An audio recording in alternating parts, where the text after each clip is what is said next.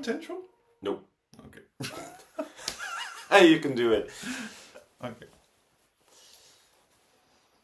Hey guys, it is Niall and Tomas from niallpoints.com, and we are back with another live-ish from Hagen, dissecting semi-final one. And what a show. We're going to have to try and put our thoughts together. But we were at both shows yesterday, so the afternoon preview and the broadcast semi-final.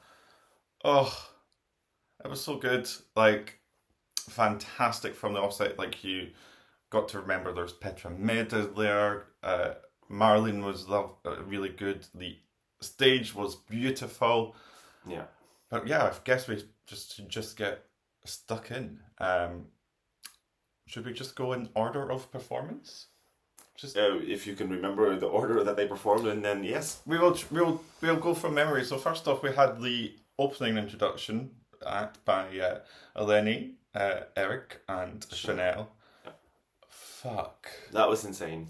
Eleni was hot. Yeah. Not only was she hot, the stage was hot. Like literally on fire. Yeah. When we were both there for the afternoon preview, we were right next to the stage. You could feel that fire. Yeah, I think we got a 10. Where I'm still Scottish and pale, but no, that was really fantastic. I think out of those three, I think Eleni stole it for me. Yeah, she did, and she had all the fire and Chanel was great. New choreography, of course, for yes, the beauty hypnotic Chanel, but fantastic. And couple of flips. Yeah, I was like, Sarah Benici is going to have her lawyers out. Yeah. Like, we were all saying Sarah Benici's trying to be Eleni and Chanel. Now, maybe Chanel's trying to be... well, I mean, Chanel did the flip first. But, no, absolutely fantastic opening. I will say at one point, one of the people next to me was like, about Eleni, why is she here? Yeah. Just like, as a bit of a random mix of openers, just be like, for no reason, here's some past performers. But I liked the you don't have to be a winner to win a house, because that was nice. I said, look at the last few years. You've got Karia, Kaino, just so many great acts who didn't win, and they're doing fantastic. So yeah, I mean, look at Rosalind from Armenia. Oh, who would have thought that she would have gone viral like that with a song that came 20th in the final? It wasn't even like viral. It was like infectious. Yeah, like that's how big it went. Storm in America, but yeah. I mean, and they also knew which ones that they picked. They knew that, and that this is why Sweden is so good at hosting it. They knew that Chanel and Eleni and Eric Sade would make the crowd go wild. Oh, and Eric Sade could make me go wild. Oh, that man. I think I had to keep you back from the stage a little bit. And we got to see him twice. We got to see him twice. Yeah, he was even good looking. Even more handsome front on. Yeah, I mean, just some people just have it all. Do that? They're talented. They're good looking. It's not fair. They're nice. Like you can't have all three. Like you can either be funny, or you can be pretty, or you can be nice, but you can't be all three. But he is. And all don't three. worry, we don't have any of the three here at niallpoints.com. Yeah. But then we have the introduction of Petra Mede and Marlene.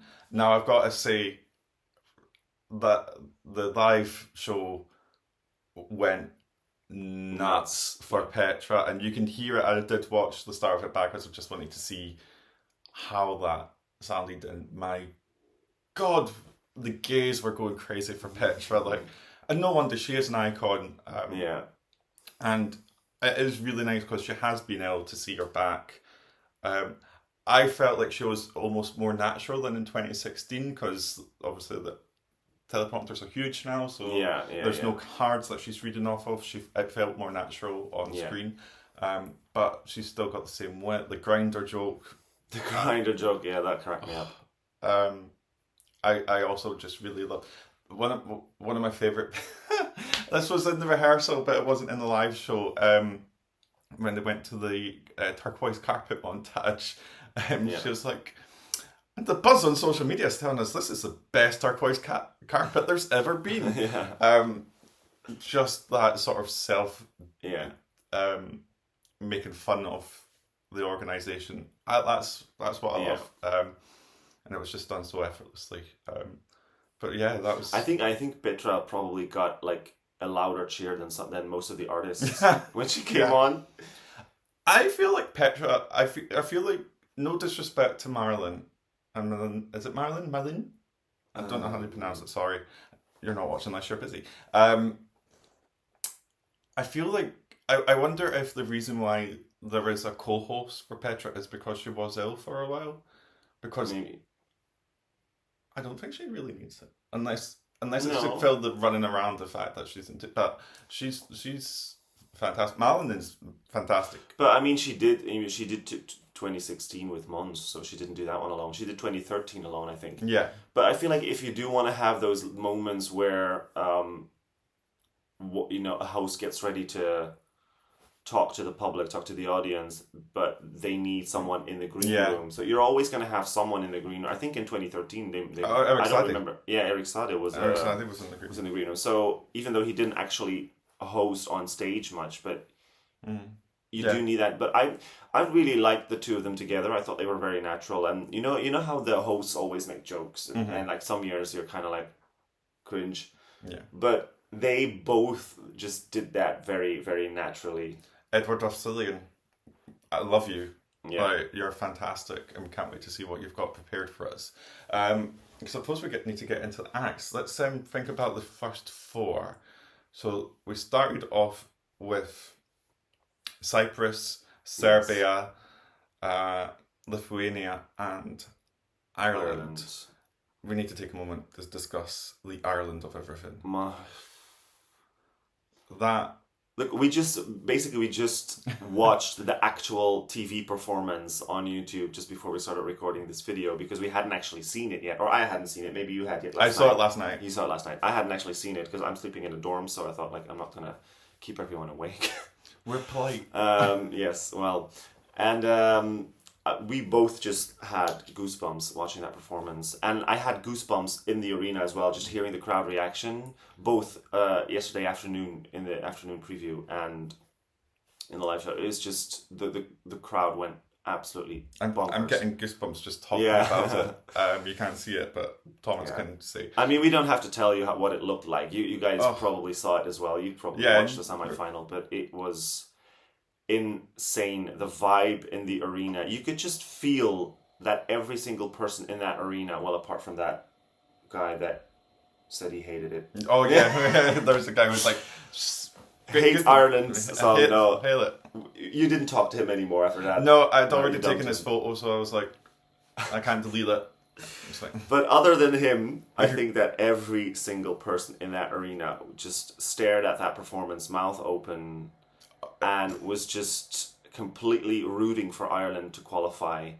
It helps that half the audience seemed to be Irish yesterday as well. But no. I mean, I think a lot of Irish people would have bought tickets for this semi-final knowing that this is something special. Like, we had our doubts in the beginning about, after seeing the national final performance, like, are they going to be able to pull it off? It's a very unique act. You need to make it visually appealing. And I remember saying when we watched the national final performance and then we watched the music video, I remember saying like the national final performance was just not transmitting the vibe of the song. It wasn't transmitting the scary, and then it also wasn't transmitting like the whimsical of it. It just didn't work, and we were scared for it. But then I saw the music video and I was like, okay, so there is a vision. This music video is insanely good. If they can recreate that, then that's going to be a moment. And they did that and much more.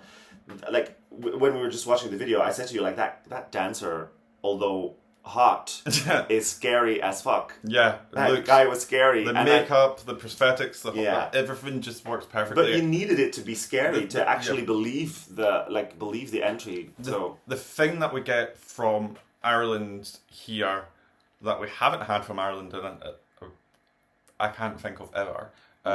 But we certainly didn't get in the national final is we are respecting the fact that this is performance art. Yeah. This isn't just a pop song with No. generic stage. This is performance art. Everything needs to encompass the message of the song, Yeah. and that's the lyrics for my Melody Festival app.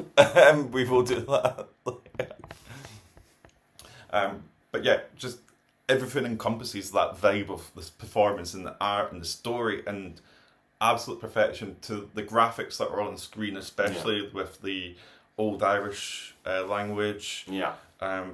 To the simplicity of those candles, like not expensive, Beautiful. but just worked. The graphics on the LED floor as well were insanely good. And just, can we say, because there's been a lot of talk in some of the rehearsal clips about camera work in, FCT's camera work. Camera work for Ireland was... On point, yeah. It was perfection. It really captured the essence of, like, specific moments in the song where you needed the camera work to be flashy. And then they did just that. So they did really, really well with Ireland.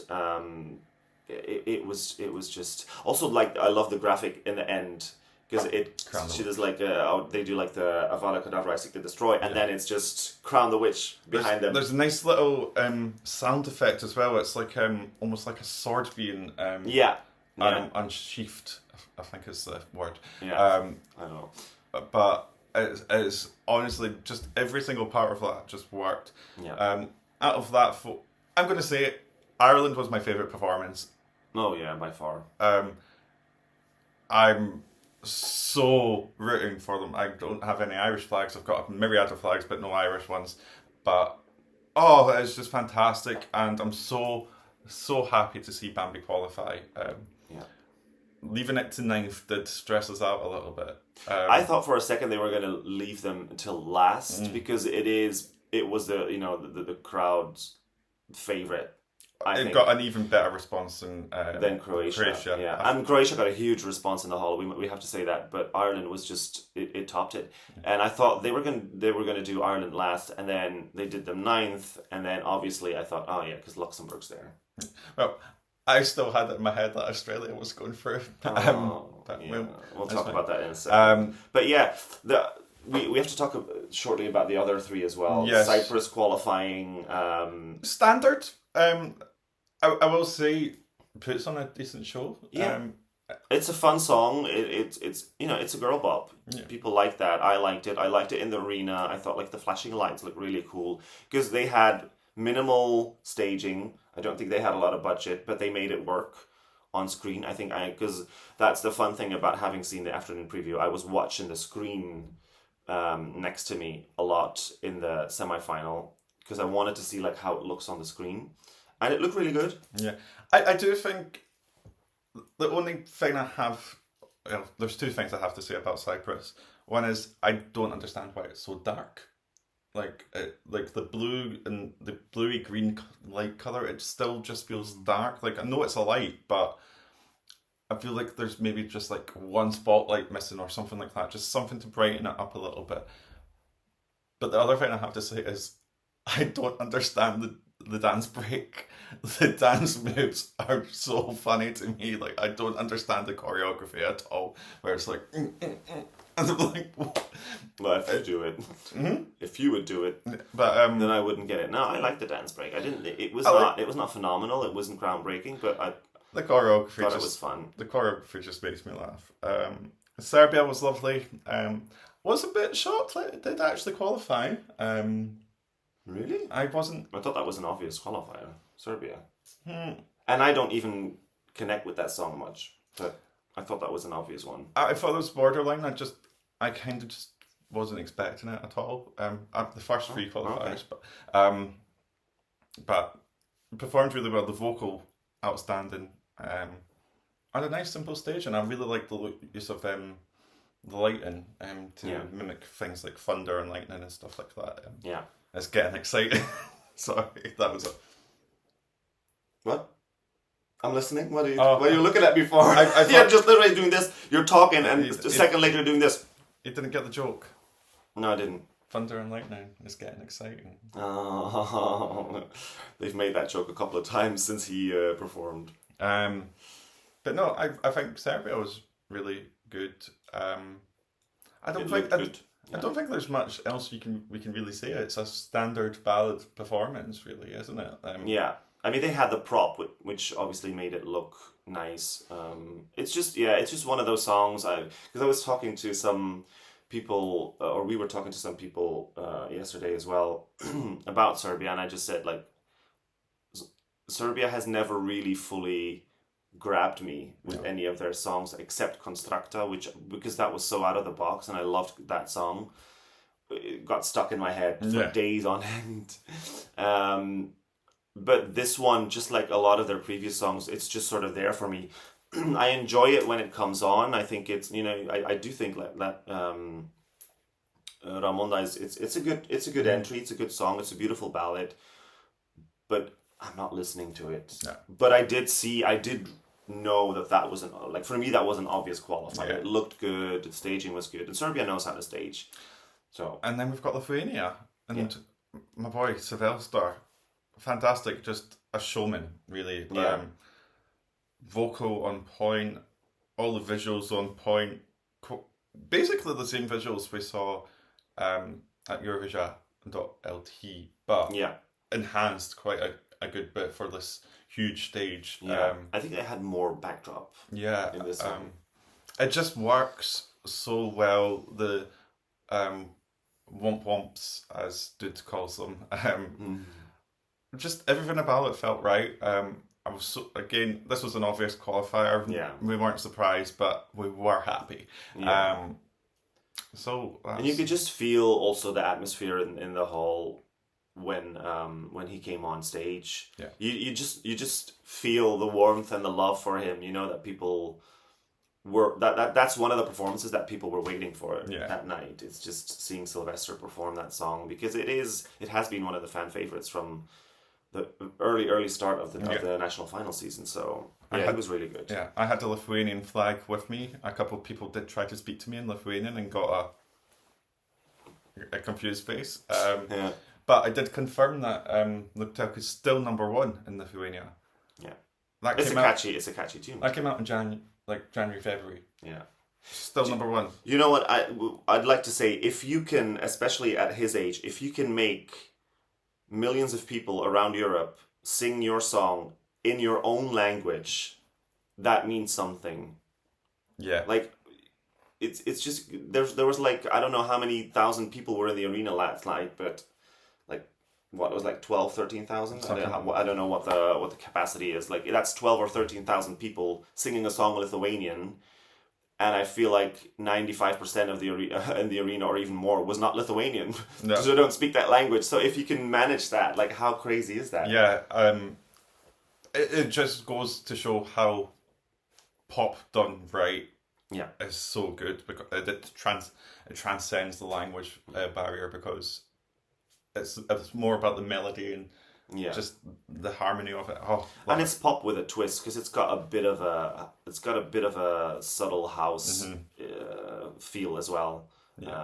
It just wonderful. And I think the reason why we haven't talked about it so much is because it was just we knew it was good. We knew it was good. Like, what more can you say? It was good in the national final, and it was always going to be good in the arena here. So consistency. Yeah, consistency. Exactly.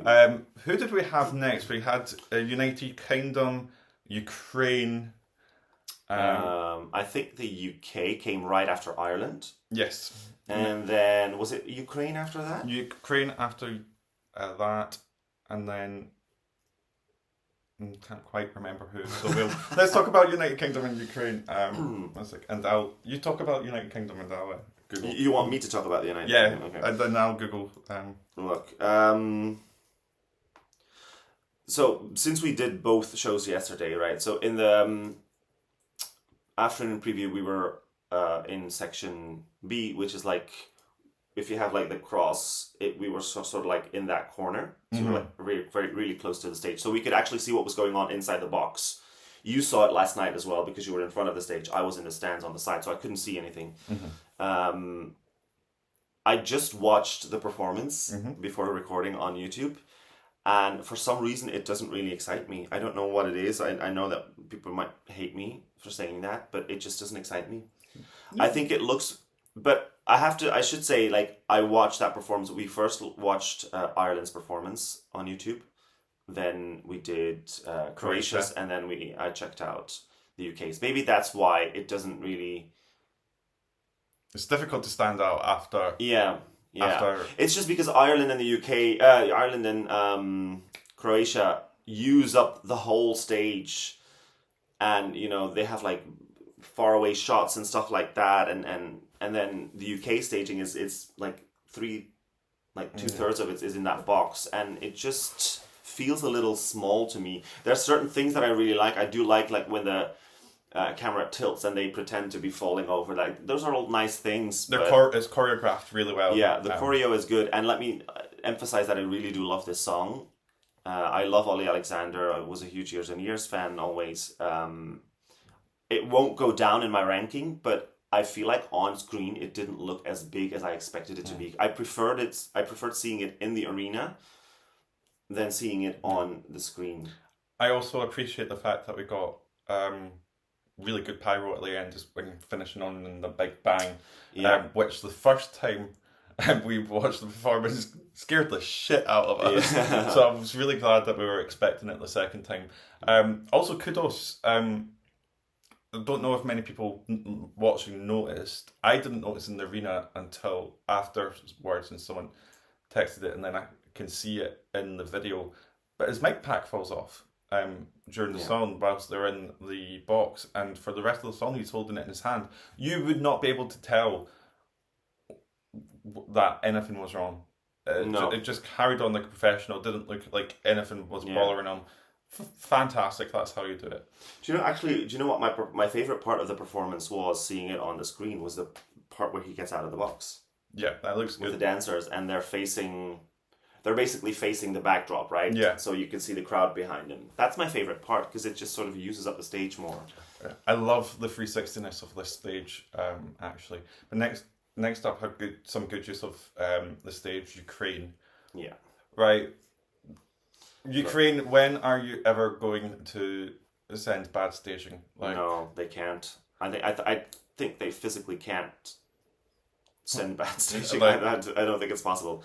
One of my favourite bits about Ukraine when we first saw it yesterday was Aliona came down into the corner that we were standing at, and people were cheering for her, and really nice, but she sort of just went like shh, like we were going to ruin the surprise, her face wasn't all over the postcard. Can we talk about the postcards for a second, because I know there's been a lot of crap over them. I love it, and you know what I really love? I love the artist title card. Yeah. This moment to really focus on the artist and have them like feel and look like a star. Yeah. Especially for some of the younger ones, that must just be, relatively unknown ones, that must just be an amazing feeling to be like, I'm going to spin and be like, all cool. Yeah. I really like that. And some of them really had fun with that, didn't like Windows 95 Min and Henry obviously had loads of fun doing that. I mean, they have loads of fun doing everything. But they're great. Marcus and Martinez as well. They are kind of like being extremely swag and like, but you could see that they were doing it as a joke. Yeah. I just love those guys. They are really, really funny. But yeah, so Ukraine staging, beautiful. I'm intrigued to see how it looks on TV, because this is one I've not watched back yet. Yeah. How the sort of Jerry Hale on the screen cutting into Jerry Hale walking out. Yeah, that was an insane. It looks good in the arena, but being in the arena and seeing that huge screen and then seeing that graphic was insanely beautiful. I also love the graphic where she's like on the ramp or something, whatever it is, and then you could see like the I kind of want to say like it's almost like missiles. It's almost a little bit. I think maybe it represents something similar, because obviously with what's going on in Ukraine. But that visual was insane, and then I saw clips of it on YouTube from the rehearsals, where the LEDs on the floor do the same, and they sort of like meet. Oh. And then she's sort of like in the middle of it. Yeah, beautiful, beautiful. Look. Ukraine knows how to stage. I've said this for years. Ukraine just knows what they're doing. They know how to do Eurovision. There's a reason why they've won it 3 times since they've competed, and they've competed since 2003. Like, that's pretty impressive. Could be one for the sneak. Potentially here. Definitely. I'm still waiting to see because we're going to see that tonight. I'm still waiting to see Italy, because I think Italy and Ukraine are the ones that are most likely to win Eurovision by default. And when I say by default, I mean like both of them could come second in jury and televote and win it that way. Sort of a bit like what Duncan Lawrence did, which is why both of them don't seem like obvious winners to me, but they do seem like winners that could songs that could win by default if the big favorites sort of like don't get enough jury love or not enough televote. I do find it funny that we've just got such an open field this year, because I've just given up trying to predict. Like, there's no telling. There's no point. I mean, look, I said that last night. If Ireland gets the jury support that they deserve, then they are a contender. Yes. They are definitely a contender. But it's going to depend. If Ireland is somewhere on the right-hand side after the jury votes, then it's over for them. If they're on the left-hand side... We've just mentioned Ireland again on our podcast. Again. Just mentioning Ireland. But yeah, no, I get your point. Yeah. Okay, we need to... Poland! Get this going, because we're it was blabbing. It was Poland. Pretty standard. It looks good in the arena. I'm still not convinced with what I did see on the big screen that it worked on TV. There's a little bit of a malfunction with one of the towers last night where it didn't light up properly on. Oh, I didn't even notice that. Well, it was towards the front. I was on the side. I think because one of our friends said it looks really cool in the arena, but it doesn't come across. Yeah, and I think that's the problem. I think that was due again. Decent vocal. Although every time she goes into the tower, I just want to sing Vox Populi, even though I don't really like it. It just reminds me of that national final performance. But I wasn't surprised this didn't qualify. No, I wasn't surprised either. I had it as a borderline, and I think when we did our prediction video for Semi 1, I think I said I don't think it's going to qualify, but out of the ones that don't, it is the most likely to get in because of diaspora and stuff like that. Unfortunately, it didn't happen. It's one of my favorite songs this year, like Studio Cut. I really love that song. I love the music video. So sad. Yeah. And then our next act is Croatia, Baby Lasagna. We all know that it's not my favourite song, but I love him. And I do think the act's really good and the performance is really good. There was something that I got at the live show yesterday, being at the front, in the front section, just watching it like a concert, and I was just like, oh, this is charisma, this is energy, this is all that stuff. He's just got it, and I can see why it is such a strong contender. Again, I personally wouldn't like this to win. It's not. You just don't like fun, do you? I love fun. How dare you? I do like it. It's just, for me, it's not my winner. It deserves what if it wins, it deserves it. It's just wouldn't be my choice. But absolutely fantastic performance.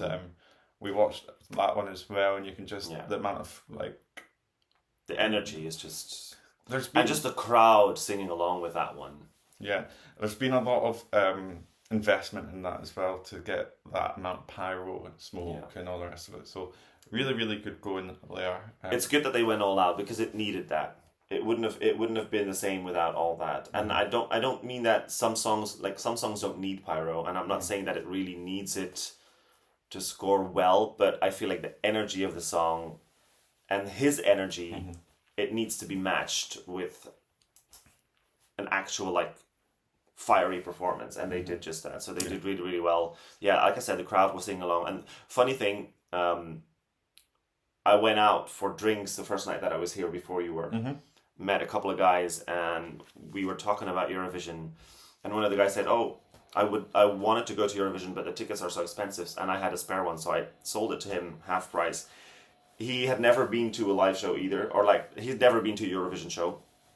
He doesn't even watch Eurovision every year. He's from Austria, and he said last night, I texted him like, "What do you think of the show?" And he said like, "I really loved it. All the performances were so good." And then he said, "I realize now why Croatia is the favorite." Yeah. I get, So- there's just there's an energy, and it deserves everything that it's getting. So props to Baby Lasagna.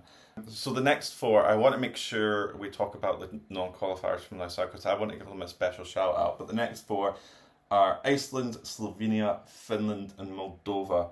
So I want to talk about Iceland and Moldova. I loved both those songs, fantastic. But I've got to talk about the audience participation in that. So for Heather Bjork, after every I Feel It Coming, the whole audience was just going, "Oh woo!" Yeah. It was lovely to see. She looked fabulous in that She gold looked really jumpsuit. And the staging was actually really beautiful. It's a huge upgrade from Sungva Kepnen. Oops, I probably butchered that name. But yeah, she's so lovely. And you know, it's nice to see artists returning, especially after so many years. Moldova, same thing. Yeah. It was. I think we knew that it was always not going to qualify Iceland. It was just like we wanted it to, because it's just a lovely song. But it is, like you said, it's nice that even the obvious non-qualifiers that everybody sort of agrees on, even those ones, people really loved it in the arena, and people were really cheering for her, and they were singing along with her song. So I think even she must have realized like the chances are slim that I'm qualifying. Yeah. But to have that crowd, like thousands of people singing your song back to you while you're performing it, that must be an amazing feeling. So I'm really happy that people were nice to her. And Yeah, I think it's clear that people really did love that song. yeah, And yeah, what's not to love? the sort of Lazara-esque platform looked a lot more stable than the Zara's to start with. She didn't look scared of heights at all. She looked pretty damn comfy. But no, her vocal was good performance. Moldova and Natalia, love this song. It gives me such a happy feeling in my head and heart. Again, really beautiful graphics for that one. But it was just the during the chorus, just the people clapping along. Yeah. That was some of the loudest clapping I heard during the night. I don't know if you could hear it on TV, or if it was drowned out a little bit, but because I do think that sometimes they put the volume up. Yeah. I feel like with Baby, because you sometimes hear cheering in the hall that you don't hear come across on TV, but like for example, Baby Lasagna as well, the whoa, like you can actually hear the crowd singing along. Yeah. I love that our throats are so fast Yeah, that actually sounded a bit like Baby Lasagna. Apparently 6 hours of screaming does not do is not good for your voice. Who'd have thought it?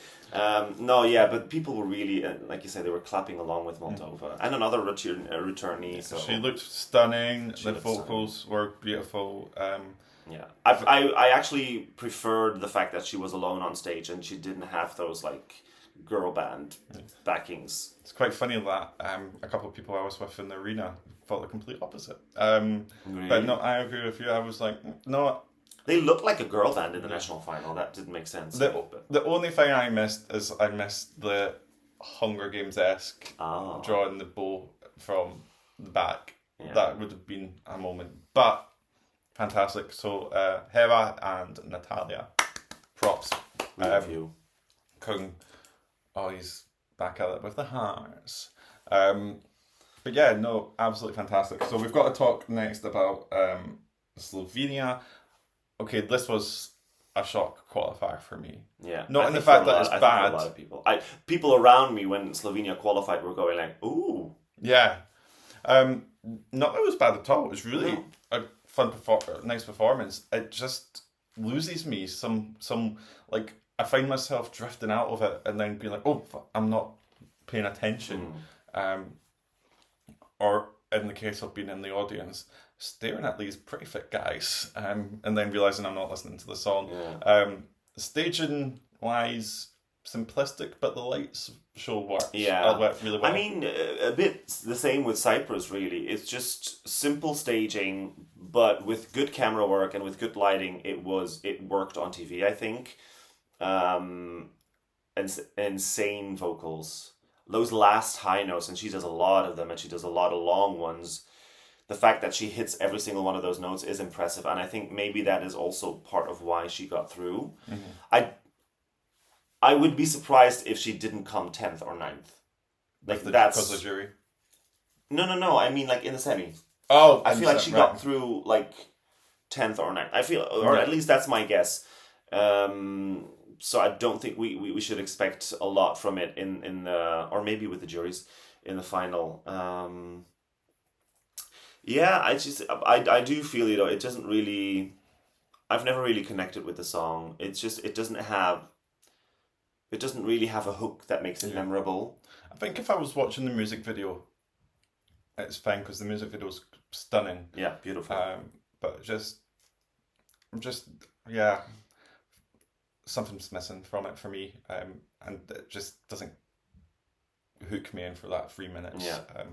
So that's the issue there. And then, of course, we have the magical, wonderful, whimsical world of Windows 95 Man and Henry Pasapin. Look, I hope that every single one of you watching that has been shitting on Finland since it won is going to shut the hell up right now, because that was an insane performance. I said it from the start. I said it when we were reacting to UMK. I said that could win UMK and that was going to do well at Eurovision.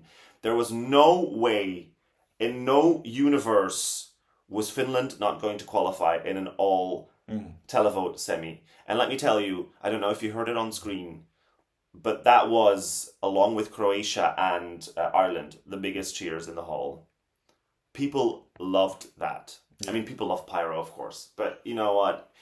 The stupid silly outfits, the thong, the flesh colored thong, the fireworks, the shorts flying down, the denim egg opening up. It's just camp, and isn't that one of the biggest reasons why people love Eurovision? Yeah. It's the camp, and they played into that, and they did it well. The vocals were on point. Henry's vocals were on point.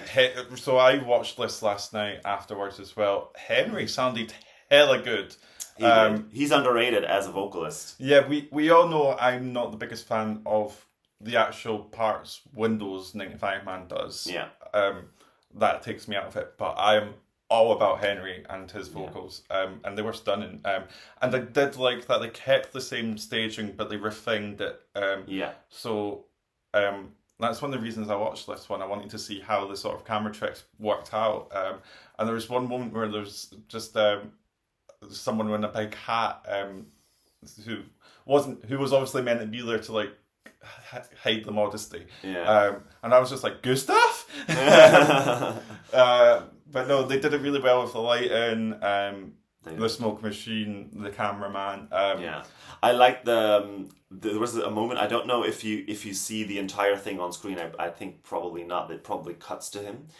But there's a moment on stage where he has like a sort of a mic stand, but it's really low down to the floor. And the thing is that he has to like loosen it, and then he shoots it up just in time to do his line. Yeah. I think probably the camera maybe cuts to him just as he's doing that, but I got nervous. I was like, because I saw him turning that thing, I was like, is it not loosening up? Like, is he in trouble? I was like, oh. And there was a moment as well, I don't know if you saw that, I could see it from the side, when Henry's doing his vocals just before the fireworks come, right?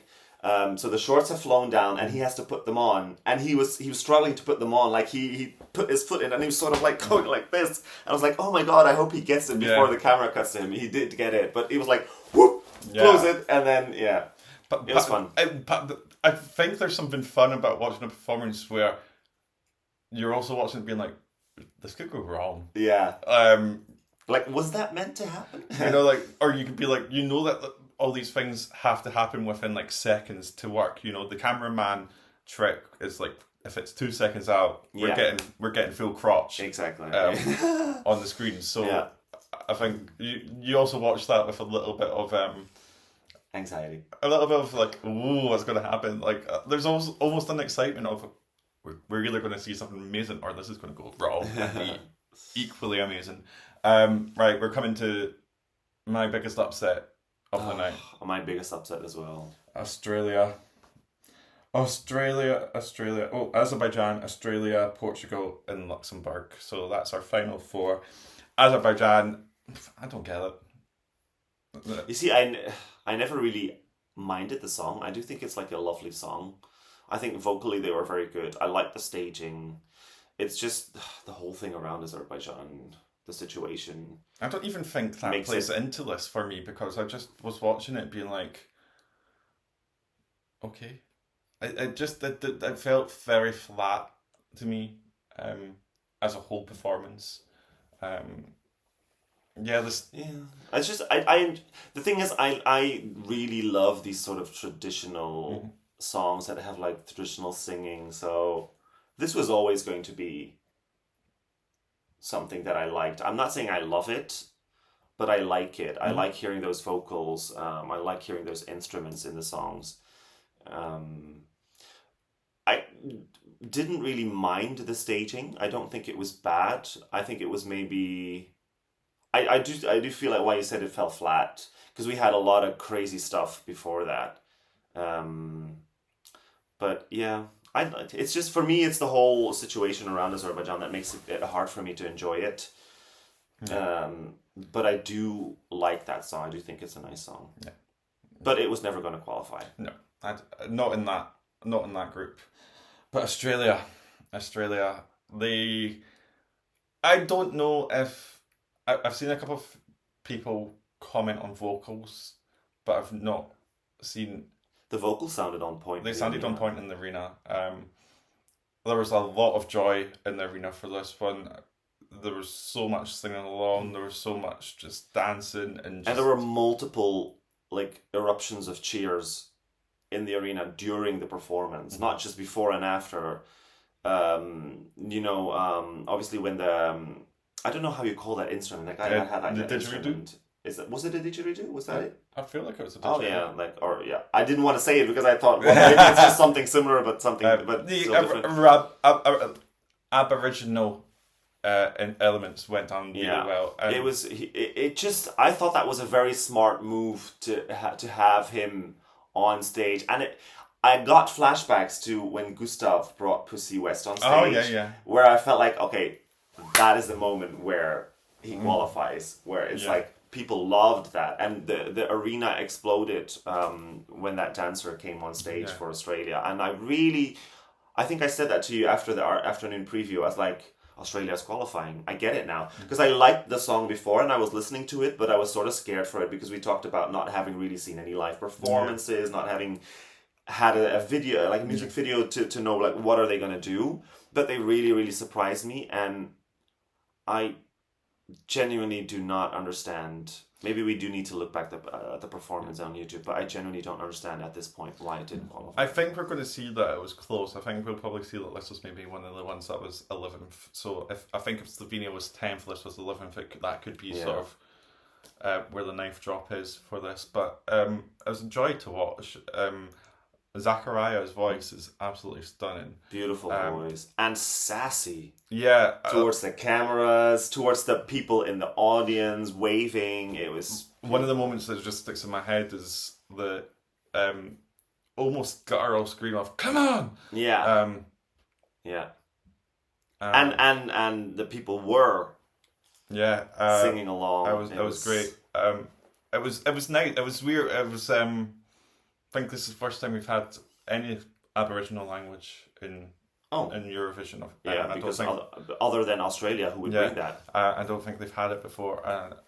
We were just absolutely singing along with it fantastically. Do you know, who was it that told me a while ago?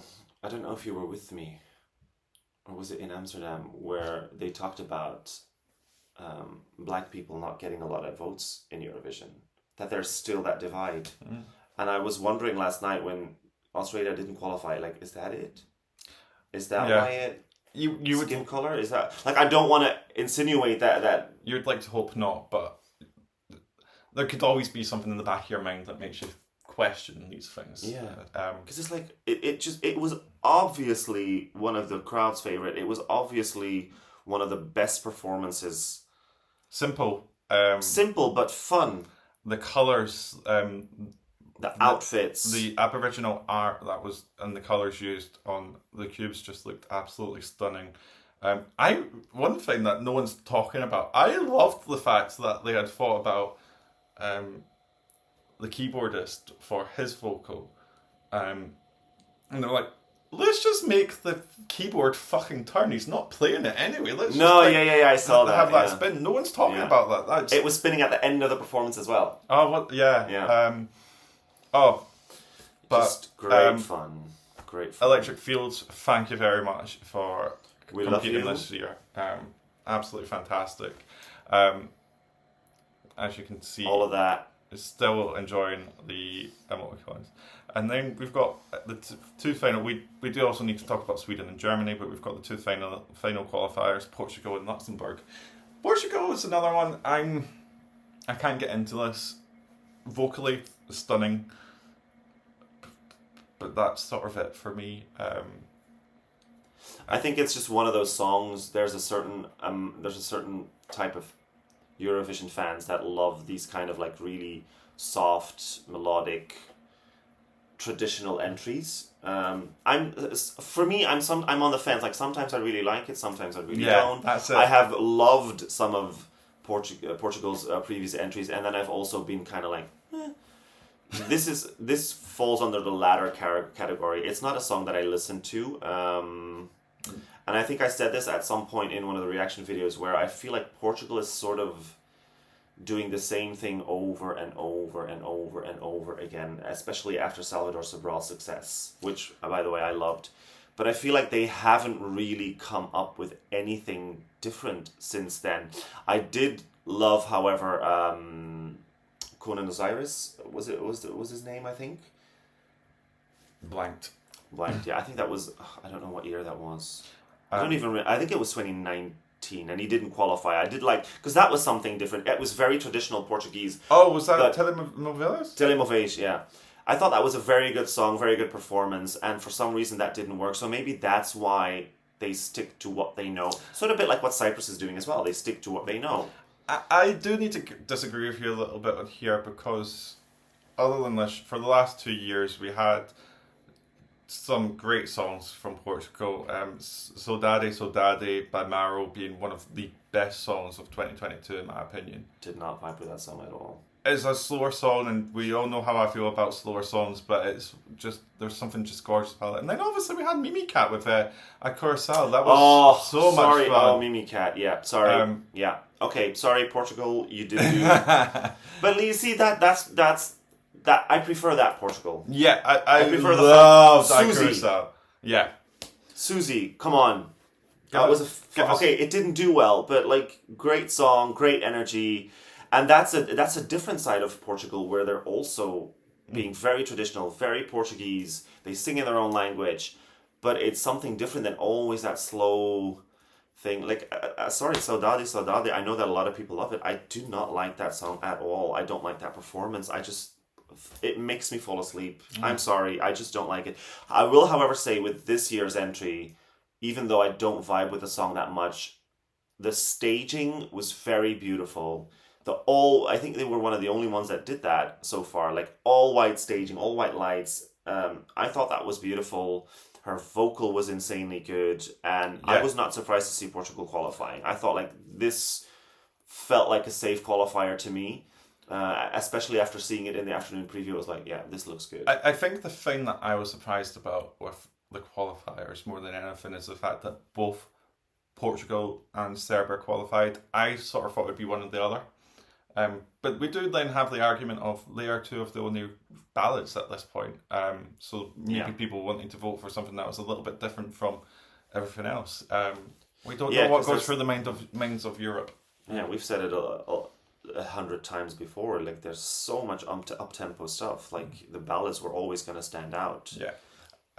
Either in a good way or a bad way, but apparently in a good way. Okay. Well, Luxembourg.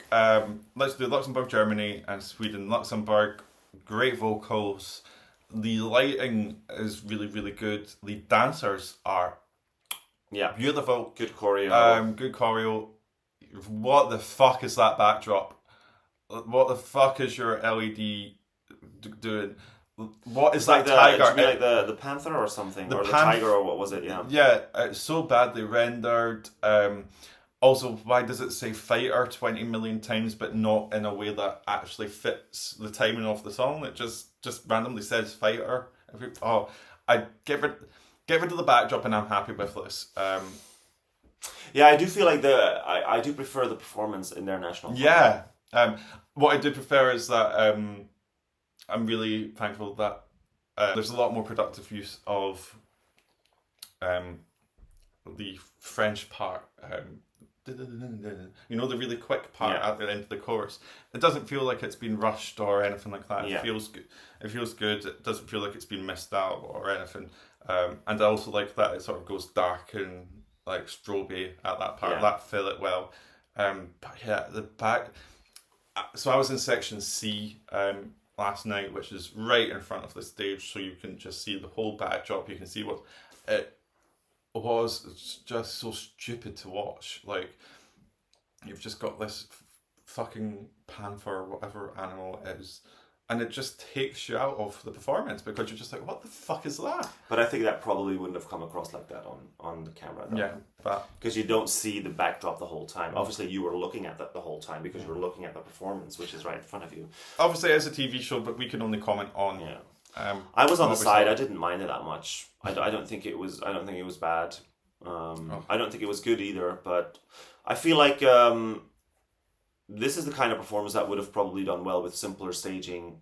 You know, like what Cyprus did. Just work with lighting, and maybe some LEDs on the floor. Yeah, I didn't mind it. I did think. I don't think it was. I don't think it was one of the strongest performances. No. And I don't think it's going to go super far in the final, or maybe it will if people give it the Italy treatment from 2011, but I doubt it. But it was always a fun pop song. I feel like for me, Studio Cut, this is one of my favorite songs of the year. It's just cute, it's fun. I love the combination of the English and the French. Yep. It's just bubbly and lovely and yeah. It's pop done well. Yeah, it's cute. And we also have to say kudos because Luxembourg have now joined Ukraine in having a 100% qualification streak. Yeah, oh my god, I didn't even think about that. Two countries now. Ukraine, obviously Ukraine, it's a little bit more impressive. It's 20 odd years. But it is still only two countries have qualified from every semi-final that they've participated in. So Ukraine and I don't think Ukraine are going to stop anytime soon. No, I'd be very surprised if they did. Yeah, I did really like Petra's joke about, I hope you qualify, otherwise we'll see you in 2055. See you in another 31 years. Oh god, I love Petra. So good. The writing is perfect. Yeah, the writing. And the delivery of the jokes. Like, you have to, the jokes can be brilliant, but if you can't deliver them... She's just so not stone-faced, but just so to the point almost. Like, it's kind of she's very good at conveying like that dry humor. Yes, it's just sarcasm. Oh, it's my favorite. Yeah. Okay, we need to wrap this up, babe. Yeah, we've got two songs left. We'll quickly talk about them. Germany and Sweden. Germany, you raised a really valid point, which I kept thinking about all the way through the second watch. I did. You did. Where it's all fire, oh, yeah. and then right at the end, no fire. Nothing, yeah. Did you see, by the way, in the afternoon preview, so you don't see that on camera, so what's it, like a crate of fire that he has with him when he's sitting down, at some point, the fire on the like metal construction that was around him, it goes out automatically, and then someone comes on stage and puts like a sort of fireproof blanket on that crate to put the fire out, and then they roll it off stage while he's doing something else. And in the afternoon preview went perfectly. Last night, I don't know if you could see it, but from where I was sitting, I could see it. It caught fire again while he was driving the thing, and I was like, "Oh my god, that guy's going to be on fire!" And it was still burning as they were taking it backstage. I was like, what the fuck? But yeah, why have all that explosion and fire in the beginning of the song, and then at the climax, just nothing? Lights.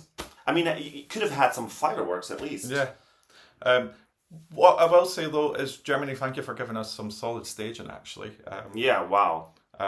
Great staging. It was good, although we've got complaints about the back to front pyro.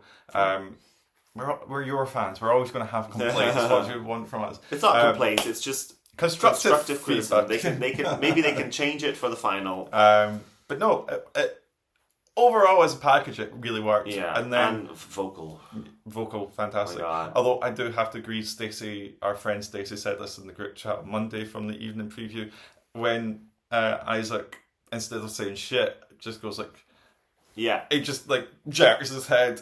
It makes me laugh. But I didn't see that. Well, you can watch it back, and you. I mean, obviously he can't say shit. We can, but he can. He can. And then we've got to talk about the Sweden of it all. Yeah. Oh, well, the Sweden and Norwegian of it all. Fantastic. Brilliant. This is just what you want from Marcus and Martinez. Just solid pop performance. Perfection. I would like to have seen maybe just a teeny bit of pyro towards the end, you know, when the stage is going all flickery. No, could not disagree more. And I said that yesterday afternoon after the preview. This is the strength of Sweden and staging, is that they don't need the pyro. They don't need it. I would They like to. come up with fantastic staging year after year, and when can you ever remember them having pyro or fire or whatever? They don't, because they don't need it. I always like when countries are able to come up with something impactful, because sometimes it does feel like some countries need the fire and the pyro to make it impactful. They manage to do that with just, basic lighting. Yeah. Okay, I will take that point. The thing I'm not meaning like pyro, I'm meaning like those little fireworks, because the stage is going all sparkly and stuff like that. I feel like a couple of those little like just fireworks that just go a quick flash that you sometimes get. I think there was a couple during Croatia. I think later worked really nicely, just to like sort of accentuate that crazy vibe that was going on at the end. But no, it didn't need pyro. I just would have liked it. Perfection, dance, choreo, staging. Like, this is a really good example of taking the same staging, exactly the same staging from the national final, and just transplanting it onto a bigger stage. Although making it is arguably a big stage, but making it look 10 times more insane. Like, it looked great. The cubes worked. There's nothing. It was great. Good vocals as well. Oh, and Marcus and Martinez are just so fun. They run up onto the stage and just hype everyone up straight away. I think at one point I caught one of their eyes when they were like singing towards the side, and I think I got a little like look. I was like, yeah, go. Starstruck. Yeah. I told you about the girls behind me, right? There were a couple of I assume they were like teenage girls behind me. I think I went deaf at the screams for Marcus and Martinez. I was like, how funny is this, that this is actually like one of those teen idols? Yeah. They are actually teen idols in Sweden, in Norway, in Scandinavia in general. I think they're very famous. It's just, and again, just please stop the hate on Marcus and Martinez. If you want to hate on Sweden, go ahead, but don't hate them, because they are absolutely lovely. They are wonderful. They are sweet. They are funny. I said, you're obsessed with them now. I'm not obsessed with them. I'm obsessed with the fact that people hate on them for no fucking reason other than the fact that they're representing Sweden. And also, that is just pop. Like, it is pop. And you know what? We were talking about it last night. We went to the Wee Wee Jam party. They played, for some reason, after a whole bunch of up-tempo bangers, they started playing Undo by Sanna Nielsen. Great song. No idea why they played it at the. And then we're like, right, give us a good song to finish up on. Like, and they finished, and just give us one song that we can have a good dance to, and then go home. Slaman, not even a remix. No, but I think I said then to you, like, why has the whole of Europe been shitting on Sweden for years for sending generic pop songs year after year after year? It's always generic. But they all love Sanna Nielsen's Undo. Like, how is that not generic? It is. It is the most generic ballad you could possibly have for Eurovision. I'm not saying it's bad. Love the song. Deservedly did very well. Do we love? But is Do that we not love generic pop here? Yeah. Yes. And generic is not a bad thing, but they use the word in a bad way. They use it and they derogatory. describe it they use it to describe all these Swedish entries. They use it to describe Marcus and Martinez, but somehow Sanna Their Nilsson, favourites. They don't apply it to. like, come on, stop it. Yeah. Let's quickly rattle through the rest of what happened. So we had a cover of Euphoria by Johnny Logan. There are rumours that Loreen was supposed to do it with him, but pulled out 3 weeks ago. Yeah, I heard that. But again, rumours. Rumours, it's Aftonbladet. I'm pronouncing that wrong, I'm sure. Aftonbladet, yeah. But they sometimes are right about these things, but we will see. Yeah, well. Obviously, we're getting Loreen on Saturday as well.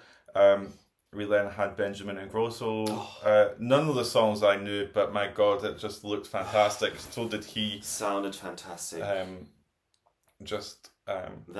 The staging worked fantastically. Just sheer perfection. He is actually an animal on stage. Just the sass, like the way that he moves. He's a real performer. Mm. You can tell like how much he's grown since 2018. Yeah. That man. Yeah, and that's another favourite joke of mine is that he came 7th in Eurovision, which is respectable. Apart from for Sweden, where it's a total disaster. Yeah, in Swedish terms, that's not good. Yeah, I liked that. He laughed at it himself. Yeah. Did you see who he was? They were not going to write that without making sure he was okay with it, but he seems like a laugh. We all know he's on his reels and stuff like that. He laughed with it himself. Do you remember after the final in 2018?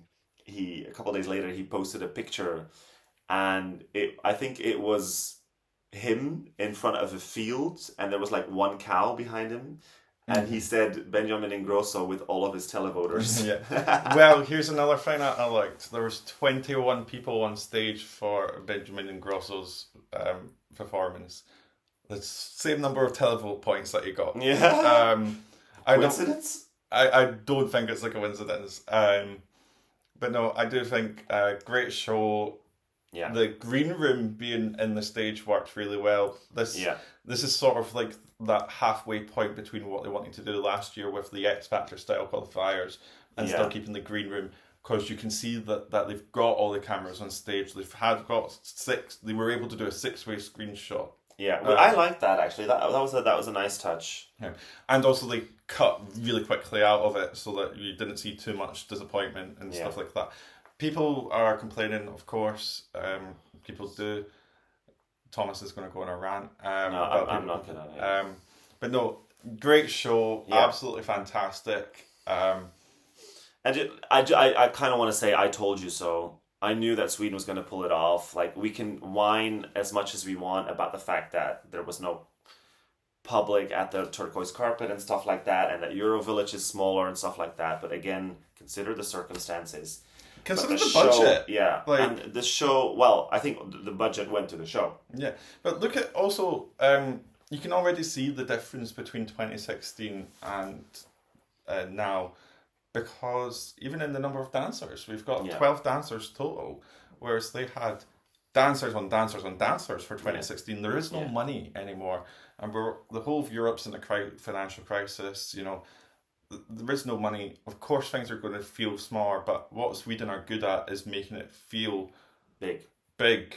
Yeah, and also this is just a semi-final. Like, what are they going to a final? Yeah. But that has been an hour and 5 minutes that we've been talking for, so we better head off. We've got stuff to do. There was a lot to talk about as well. Yeah, we are going to try and record on Friday after semi-final 2, and hopefully get some time on Sunday to debrief on the big final. What we won't do is we won't go over every single performance. We'll just hit the key highlights for the final, because otherwise we'll be here for 2.5 hours. But no, absolutely fantastic show. Yeah. Keep up to date. Great show. Keep up to date at Niall Pois blog on Twitter and Instagram. You can follow me at Niall Pois. And you can follow me on Twitter and Instagram at pai.omri. Yeah. And we will see you on Friday. Bye. Bye. Loves that.